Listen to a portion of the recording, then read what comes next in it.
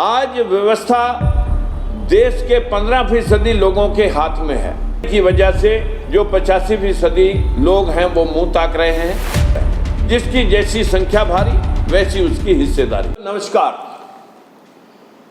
आज लोकतंत्र सुरक्षा पार्टी के साथ जो उनकी रीति नीति के साथ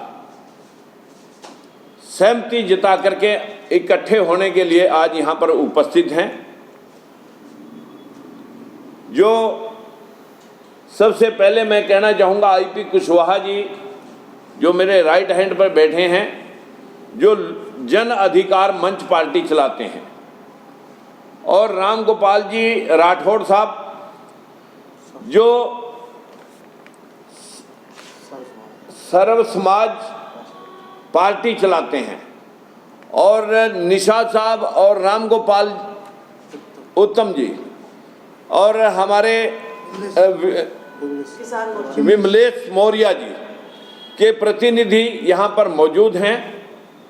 लगभग आज 5 पार्टियाँ लोकतंत्र सुरक्षा पार्टी के रीति नीति को ग्रहण करके उसमें विला करने के लिए यहाँ पर सभी लोग आए हैं।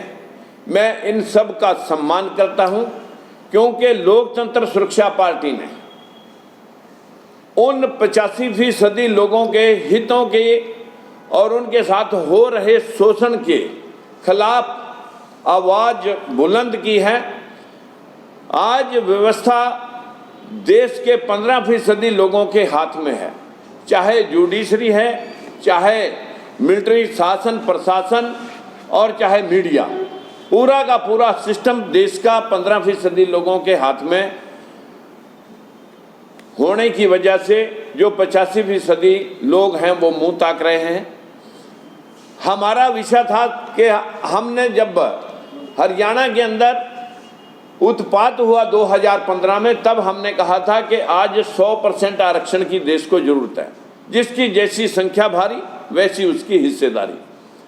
दूसरा विषय हमने रखा था कि जिन लोगों के हाथ में सत्ता रही है उनके तो परिवारों के 10-10 लोग लाभान्वित पदों पर बैठे हैं, और जिनका सत्ता से दूर का वास्ता नहीं रहा उनका घर का कोई 4 पीढ़ी में एक भी चपरासी तक नहीं लग सका। एक परिवार में एक रोजगार की सुनिश्चितता होनी चाहिए।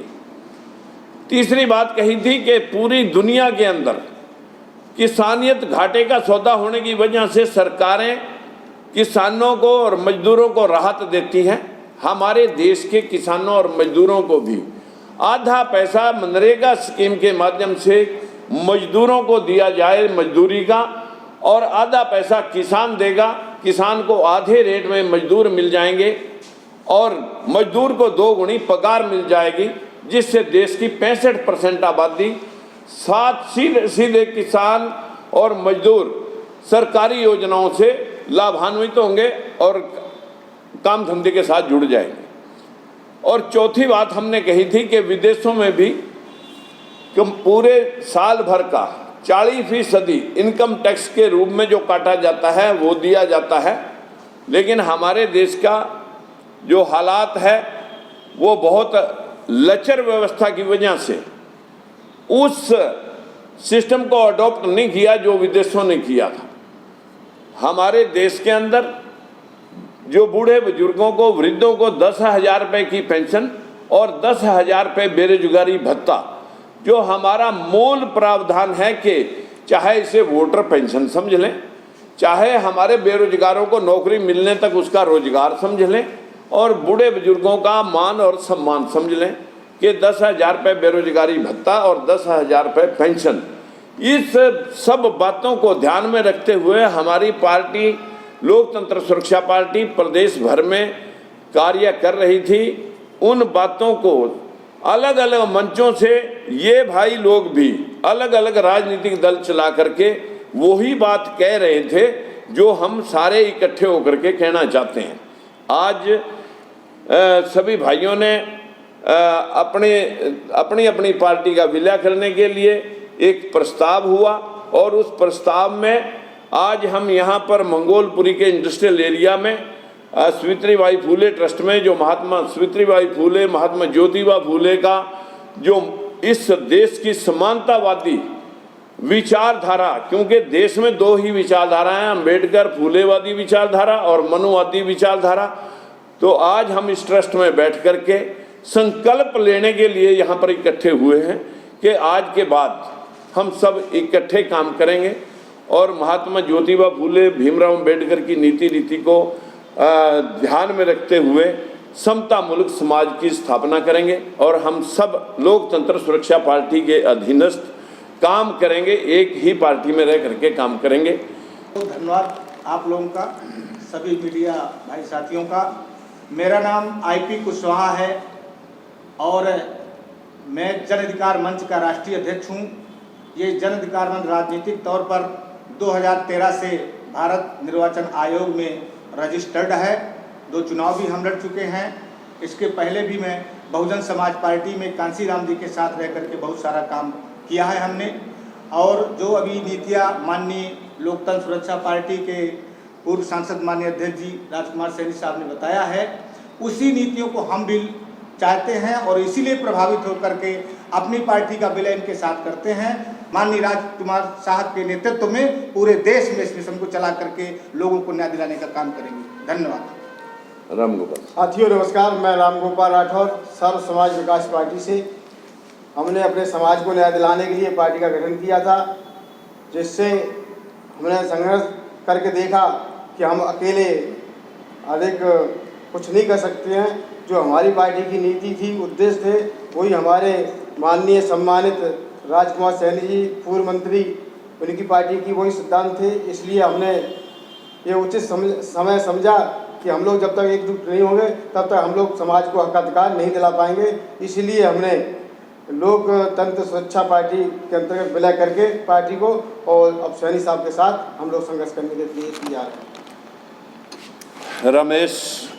सबसे पहले सभी भाइयों को नमो बुद्धाय और चैनल से आए हुए पत्रकार बंधुओं को नमस्कार। मेरा नाम रमेश चंद्र निषाद है। मैं वीर फूलन देवी जन संगठन का राष्ट्रीय अध्यक्ष जनपद झांसी का मूल निवासी हूँ।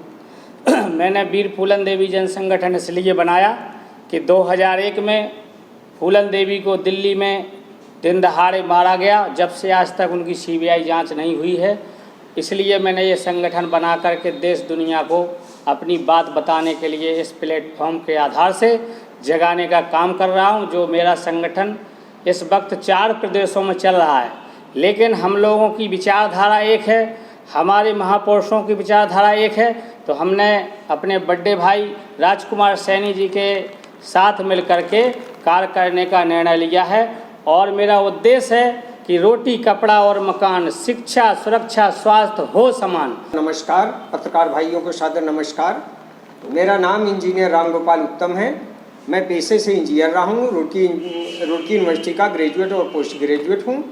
और मैंने अर्जक अधिकार दल अपनी पार्टी बनाई थी। निजे हमारे सर्वमान्य नेता हैं, इनकी नीतियाँ हम सबको स्वीकार हैं और इनके साथ मिलकर हम इस व्यवस्था को परिवर्तन करने के लिए अपने दल का इसमें विलय कर रहे हैं। किसान मोर्चा पार्टी का सुप्रीमो श्री राजकुमार सिंह जी पार्टी में लेके जाते हैं। जो सभी दलों ने